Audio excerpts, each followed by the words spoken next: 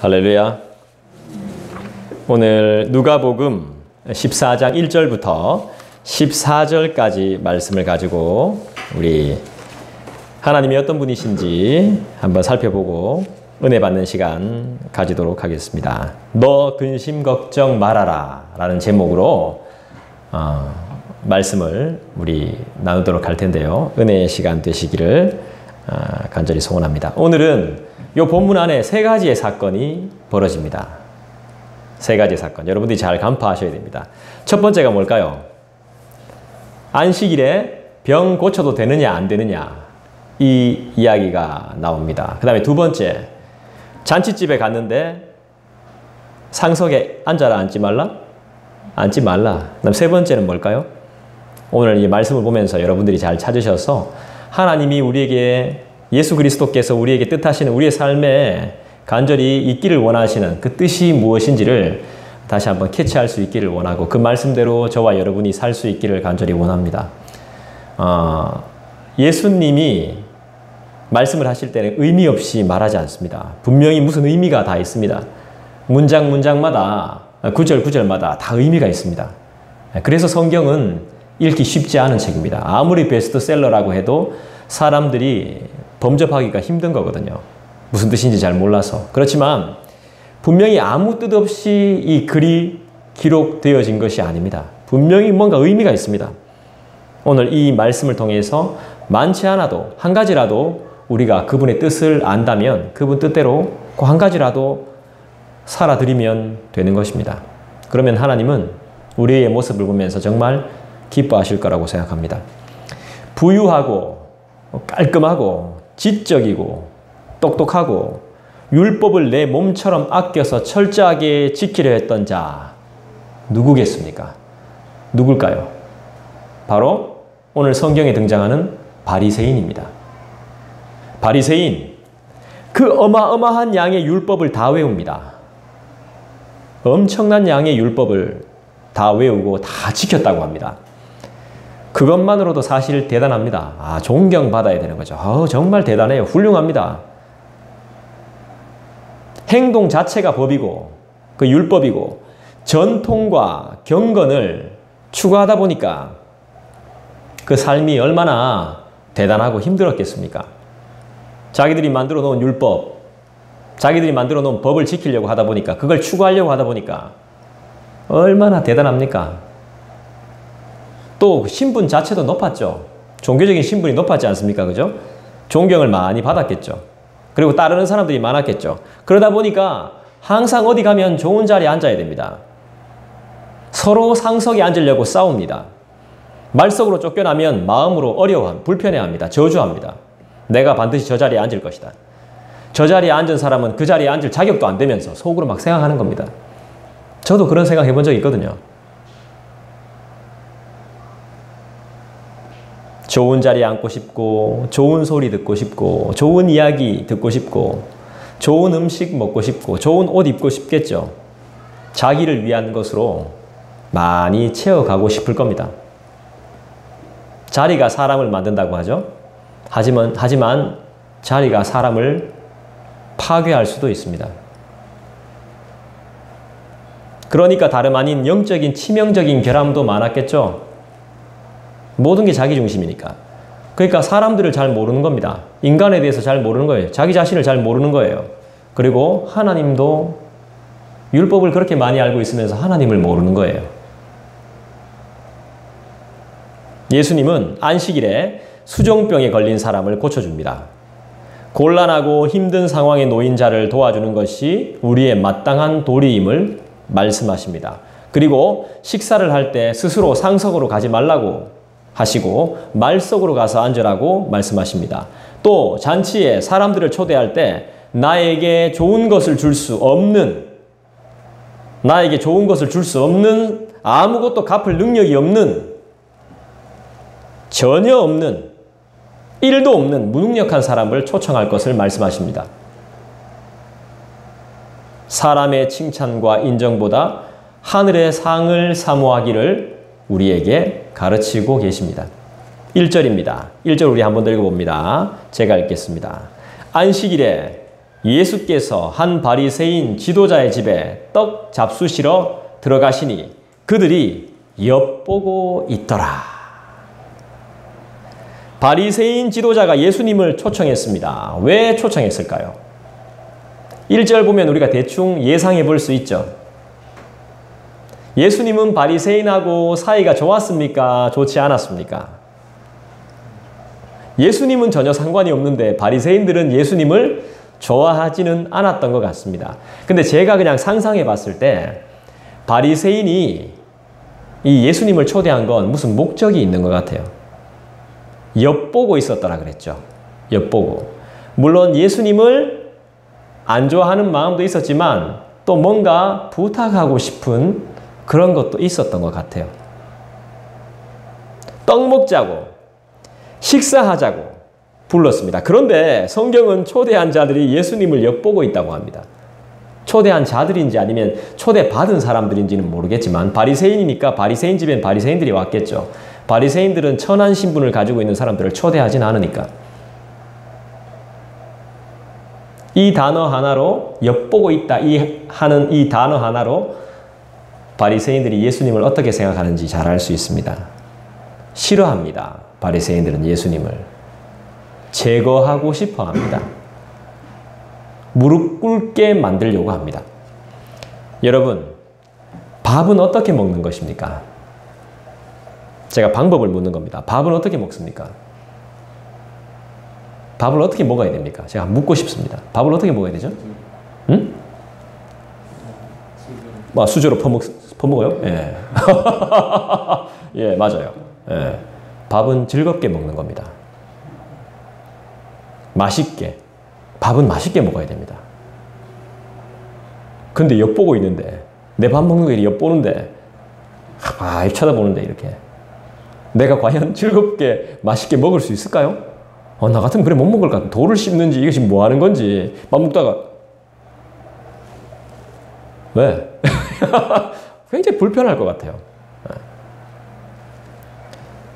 식사는 즐겁게 하는 거잖아요. 눈치 주면 안 돼요. 뭐 천천히 먹니 깨작거리니 뭐 그런 말 하면 오래 씹니 이런 말 하면 안 돼요. 식사는 즐겁게 해야 돼. 눈치 보면 눈치 주면 밥 못 먹어요. 떡과 빵은 맛있게 먹는 겁니다. 식사 자리는 절대로 불편하게 하면 안 됩니다. 밥 먹을 때는 개도 안 건든다 그랬습니다. 이 배가 안 고프니까 그렇겠죠. 배가 안 고프니까 사람 불편하게 만들겠죠. 이 배 안 고픈 사람들의 특징이 있어요. 다른 걸 많이 먹었거나 먹는 것을 거부하는 거죠. 하나님과의 식사 자리에서 함께 먹고 싶어 하지 않는 이유가 뭘까요?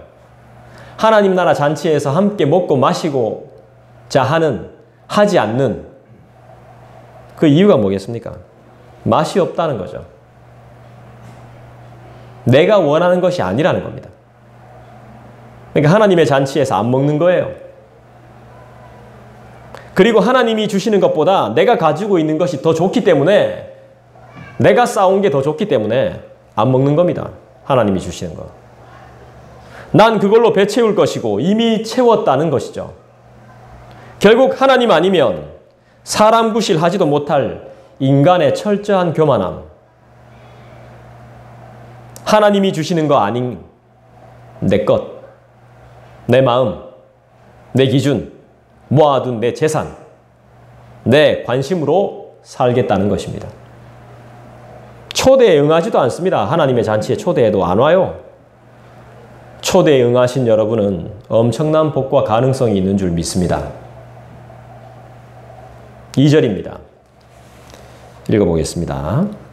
주의 앞에 수종병 든 한 사람이 있는지라. 수종병.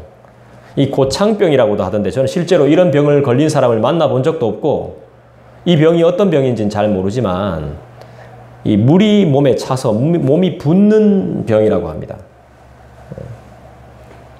앞에 수종병 든 한 사람이 등장합니다.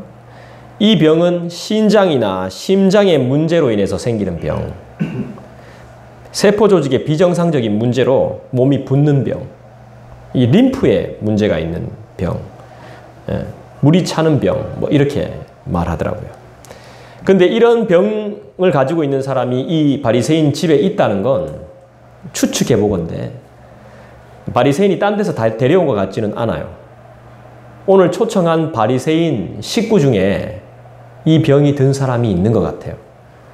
그래서 이 병이 고쳐졌으면 하고 바라는 것 같습니다. 바리새인이. 예수님이면 고칠 수 있으니까. 그렇게 믿는 거죠. 그런데 오늘은 안식일입니다.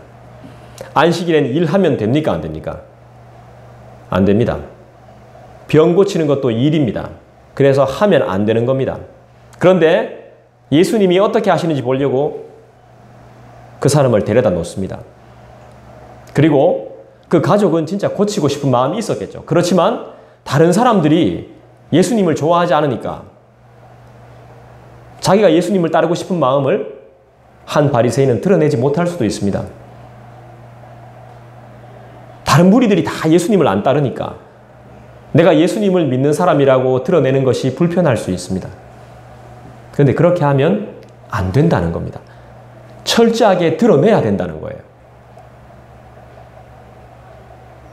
예수님이 3절 한번 읽어볼까요? 3절 예수께서 대답하여 율법사들과 바리새인들에게 이르시되 안식일에 병 고쳐주는 것이 합당하냐 아니하냐. 예수님이 질문을 했습니다. 뭐라고 했죠?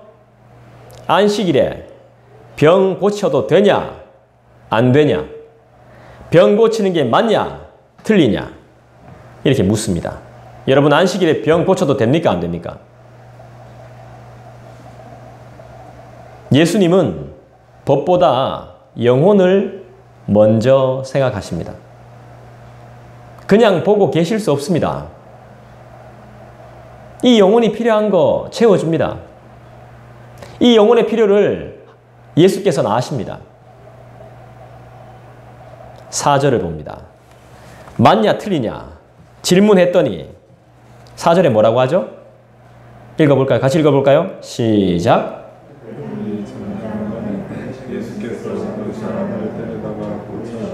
네, 이들이 잠잠했어요. 왜 말을 안 했을까요? 가만히 있었어요. 뭔가 이상해요. 예수님은 우리를 고치실 수 있어요. 사람은 못 고쳐요. 사람은 절대 못 고쳐요. 예수님은 우리를 고칠 수 있어요. 5절입니다. 5절 읽어보겠습니다. 또 그들에게 이르시되 너희 중에 누가 그 아들이나 소가 우물에 빠졌으면 안식일에라도 곧 끌어내지 않겠느냐 하시니. 맞습니다. 내 가족이 내 자녀가 병들었으면 어떻게 합니까? 안식일이고 뭐고 뭐가 중요합니까? 그죠? 내 애가 지금 물에 빠졌는데 구하죠. 하지만 내 새끼가 물에 빠졌는데 어떡할 겁니까?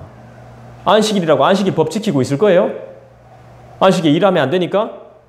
둥둥 떠내려가는데? 그런데 이웃이나 동료가 재난을 만나면 안 구한다는 거예요.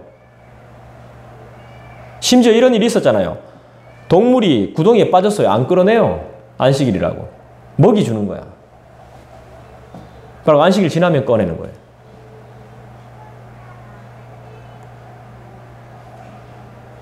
제일 중요한 계명을 모르는 거죠. 바리새인들은 안식일의 율법을 철저히 따르고 있는 건가요? 나 그게 의문입니다. 그러면 안식일에 사람 고치면 안 되면 안식일에는 왜 금식 안 합니까? 참, 자기들이 만들어 놓은 율법도 자기들이 못 지키면서. 여러분, 교회에서 가정에서 우리가 무엇인가 비판하고 판단을 하려고 하면 문제가 생깁니다. 내가 판단하고 비판하는 그 순간 내 자신은 분별력을 잃게 됩니다. 왜냐하면 비판하고 판단을 한다는 것은 뭐 보는 눈이 있는 거지만 내가 어느 정도 높은 자리에 올랐다는 거예요. 자격이 있다는 거예요. 비판하고 판단한다는 건. 그러니까 그 누구의 뜻보다는 내 뜻이 맞다는 거예요. 그게 전제되어 있는 겁니다. 비판하고 판단하는 거는. 이건 하나님이 보시기에 상당히 교만입니다. 교만. 큰 잘못이 없는데도 안 좋게 보여요. 불만이 생기고 불편이 내 마음에 가세합니다. 이제 슬슬 내가 병들어 가는 것입니다. 여러분, 하나님의 뜻은 뭐죠? 항상 기도하라, 범사에 감사하라. 이런 하나님이 우리에게 말씀으로 주신 이 뜻이 뭐예요? 결국에는 사람을 살리는 거거든요. 하나님의 뜻은 사람을 살리는 거예요.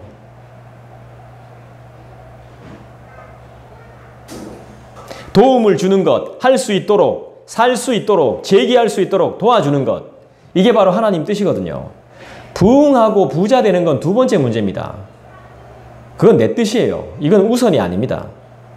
잘 먹고 잘 사는 건 내 뜻이지 하나님의 뜻이 아닙니다. 그건 두 번째, 우선순위가 아닙니다. 일단 사람이 살아야 되는 거예요. 건강해져야 되는 거야. 건전해져야 되는 거예요. 그래야 먹고 살 수 있는 거예요. 내가 건강하지 않고 내가 건전하지 않은데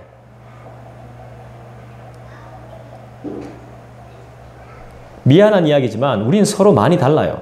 정말 많이 다릅니다. 한국과 미국과 영국이 다른 것처럼 우린 다 달라요.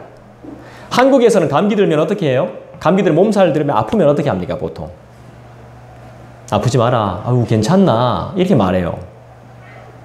좋은 거 먹었나? 잘 지내고 있나? 이렇게 말해요. 근데 미국에는 어떻게 합니까? 감기 걸리면 저리 가라 그럽니다. 저리 가라. 저리 가라고. 가고 딱 악수하고 나서도 금방 손 씻어요. 미국은 그래요. 영국은 제가 영국도 이야기 들었는데 마스크 끼고 나오는 걸 이해를 못한대요. 아프면 집에 있어야지 왜 마스크를 하고 나오냐고. 우리나라처럼 막 이렇게 마스크 끼고 돌아다니는 걸 이해를 못한답니다. 그쪽은. 이게 틀린 건가요? 아니에요. 서로가 다른 거예요. 서로가 다른 겁니다. 많이 다른 거예요. 그것처럼 나와 너는 틀린 게 아니라 다른 거예요. 미워하고 시험 들고 저주하고 싫어할 필요가 없는 거예요. 그러면 그렇게 하면 마귀한테 지는 거예요. 승리하고 이기려면 불쌍히 여기고 격려해야 돼요. 도와줘야 돼요. 도움이 되어야 돼요. 도와준다고 우리가 굶어 죽거나 거지가 되는 게 아니에요. 그리스도의 명령이자 그리스도의 가르침이거든요. 아무리 바리새인이 율법을 잘 지켜도 그건 사람의 법이에요. 한계가 많은, 허점이 많은 자기중심적인 규칙과 규범이에요. 그건 사람을 살리지 못해요. 11절 봅시다. 자, 같이 읽겠습니다. 시작. 무릇 자기를 높이는 자는 낮아지고 자기를 낮추는 자는 높아지리라. 이게 하나님 나라의 법칙입니다. 여러분 이거 외우십시오. 이걸 여러분 마음 가운데 새기십시오. 바리새인들은 율법의 규정을 지킴으로 스스로 의롭다라고 생각했습니다. 스스로 자기를 높입니다. 자기들이 만들어 놓은 율법을 다 자기들이 지켜서 자기 스스로가 높아지는 겁니다. 우리는 어떻습니까? 우리도 크게 다르지 않습니다. 내 기준을 정해서 내가 그 가운데 마음에 들고 사람들이 마음에 들면 높이는 거예요. 내 스스로가. 남들이 높여주지 않아도 내가 높아지는 겁니다.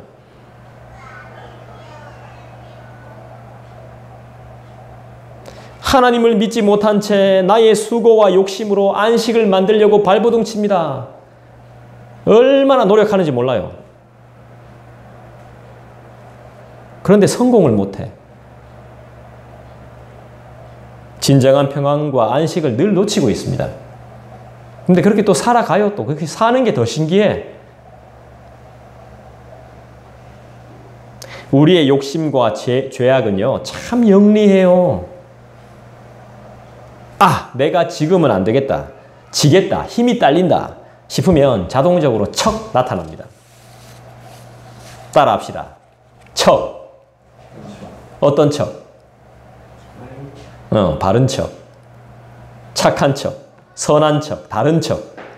사랑이 많은 척, 기도하는 척, 안 해본 척, 모르는 척, 언제 그랬냐는 척, 안 먹은 척, 안 한 척, 그리고 다 아는 척, 거룩한 척. 참 영리합니다. 우리는 왜 성공하려고 하죠? 미래가 불안하니까. 성공을 위해서 애쓰고 모으고 수고합니다. 불안하니까. 어떻게 될지 모르니까. 하나님의 인도하심보다 쪽팔림이 싫은 겁니다.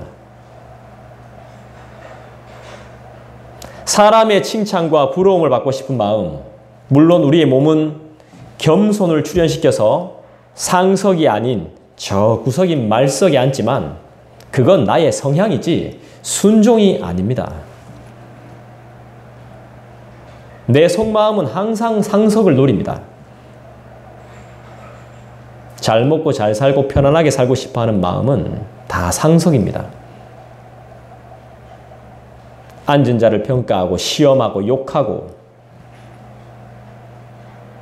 우리가 다 해본 것들입니다. 우린 늘 마음으로부터 겸손을 소환해야 돼요. 그리고 겸손을 소원해야 됩니다.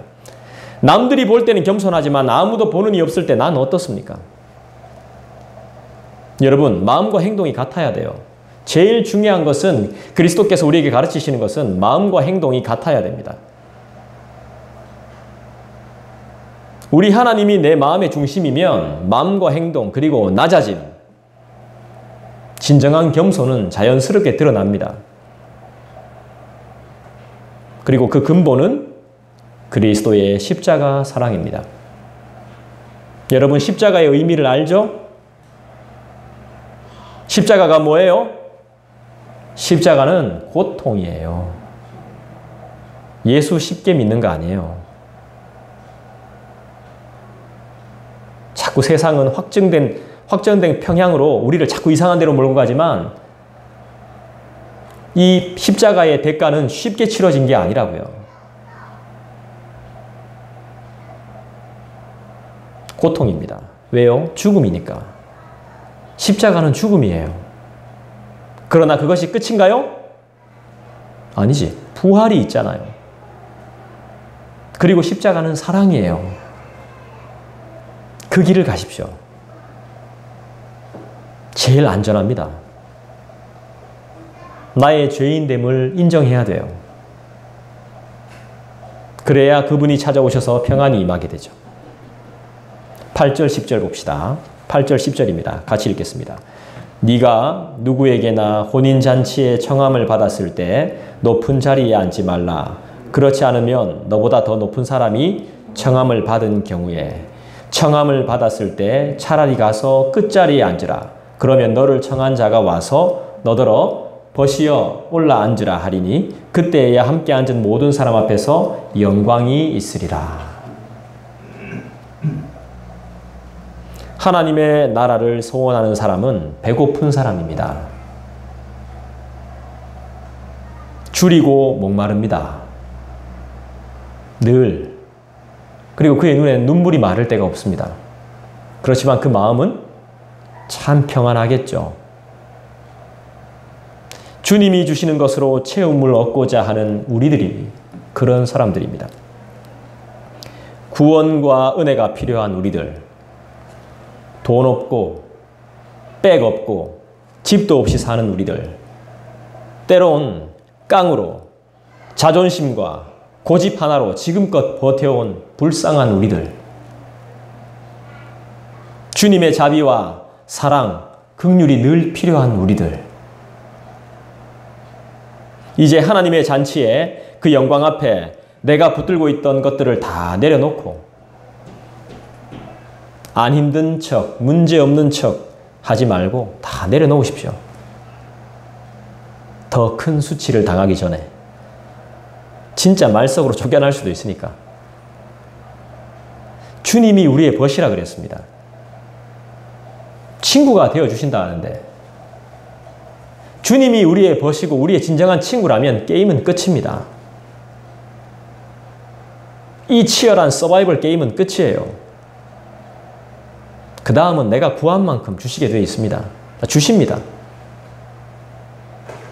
저는 이 교회를 개척하고 이 교회 개척이 돈으로 하는 줄 알았어요.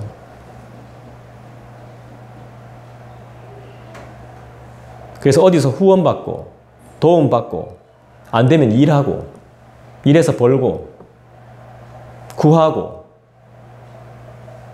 그렇게 생각하니까 늘 힘든 거예요. 저 안 힘들어 본 적이 없어요. 내가 한 번도 말 안 했잖아. 근데 안 힘들어 본 적이 없어, 마음으로. 매일 힘듭니다.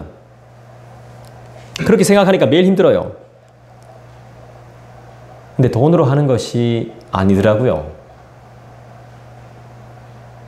우리의 삶을 돈으로 해결하면 매일 힘듭니다.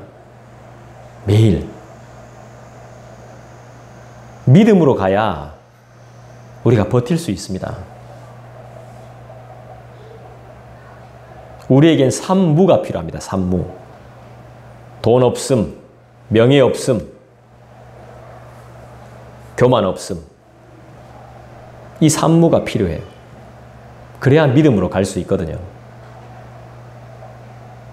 믿음으로 알아서 찌그러져 있으면 하나님이 다 펴주세요. 저 지금 찌그러져 있는 연습하고 있습니다. 스스로 높이는 교만을 소환해서 자꾸 사용하면 나아지거나 펴지지 않습니다. 선악과를 왜 따먹었죠?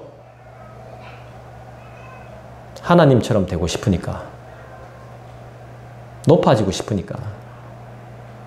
눈이 열리고 싶으니까. 스스로 높아지려고 하는 이 교만함 때문 아닙니까? 뱀이 꼬셨지만 내 안에 그게 있었던 겁니다.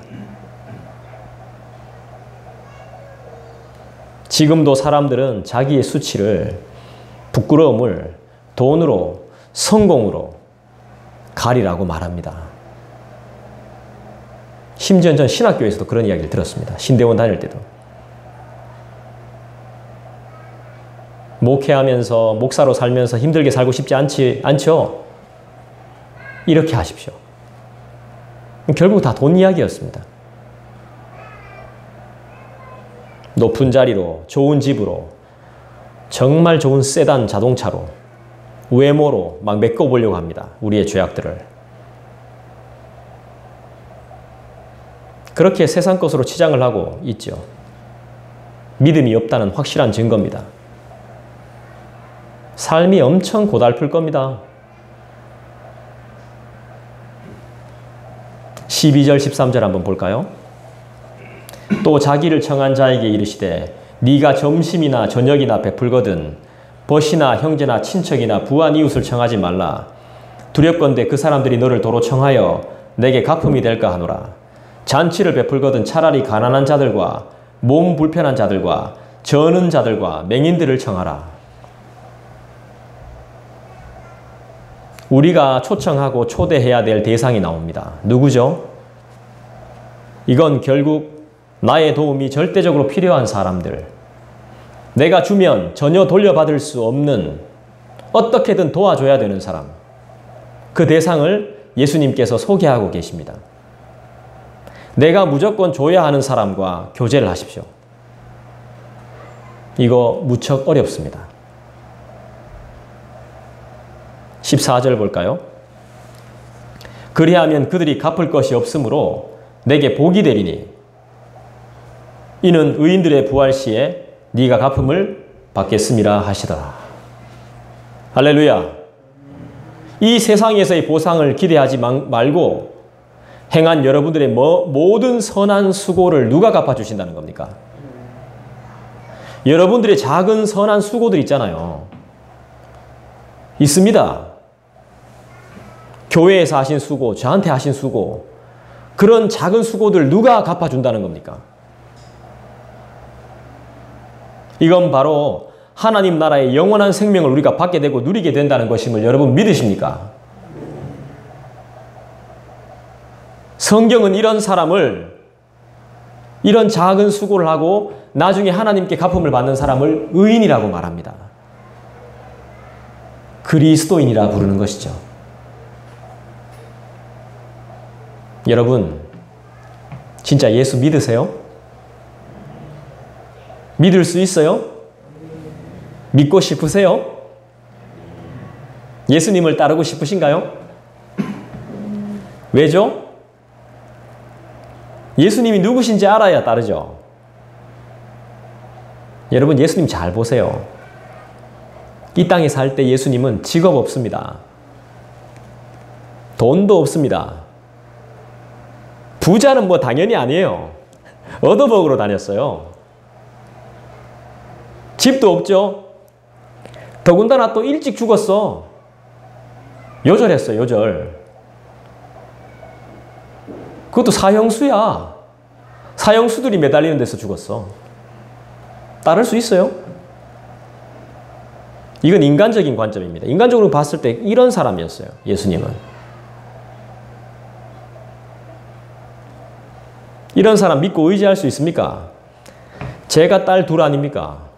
딸이 둘이잖아. 오늘 하나 더 우리 저 왔으면 딸이 한 명 더 있는 건데, 이런 딸, 그런 사람한테 내 딸 줄 수 있어요? 안 주지? 저 같은 사람한테 딸 줄 수 있겠습니까? 거진데.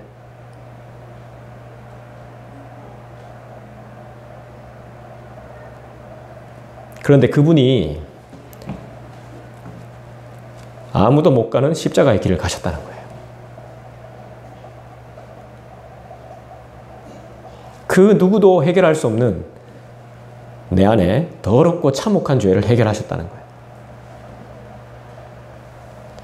그러면 이제 문제는 달라지는 겁니다. 게임 끝이에요. 게임이. 모든 게임이 끝나는 거예요. 저는 믿는다고 하지만 정말 무능력한 사람이에요. 왜냐하면 저는 제가 말씀을 전한 대로 못 살아요. 내가 성경을 읽은 대로 살지 못해요. 정말 무능력한 사람이에요. 그래서 한심하고 때론 화가 나고 막 짜증이 나는 거예요. 남들 때문에 화가 나는 게 아니라 내 자신 때문에 화가 나는 거예요. 난 여러분들에게 가르친 대로 못 살아요. 너무 무능력한 사람이야. 그걸 알아갈 때마다 정말 괴로워요. 죄인이죠. 너무 한심해요. 잠깐 살다가 주저앉고 넘어지는 저의 연약함을 보면 이 안타까움을 금할 길이 없습니다. 세상에서 제일 불쌍해. 그래서 저는 그분이 필요해요.